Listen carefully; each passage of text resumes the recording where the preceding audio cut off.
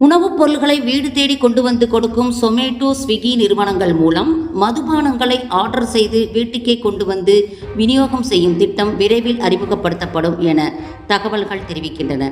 இது குறித்த செய்தியை தி எக்கனாமிக் டைம்ஸ் நாளிதழ் வெளியிட்டுள்ளது. அதாவது Swiggy, Big Basket, Zomato, Blinkit போன்ற ஆன்லைன் வர்த்தக நிறுவனங்கள் மூலம் மது வகைகளை விநியோகிக்கும் திட்டத்தை சோதனை முயற்சியாக தமிழகம், கர்நாடகம், ஹரியானா, பஞ்சாப், கோவா, கேரளம், டெல்லி உள்ளிட்ட மாநிலங்கள் பரிசீலித்து வருவதாக தி எக்கனாமிக் டைம்ஸ் செய்தியில் கூறப்பட்டுள்ளது.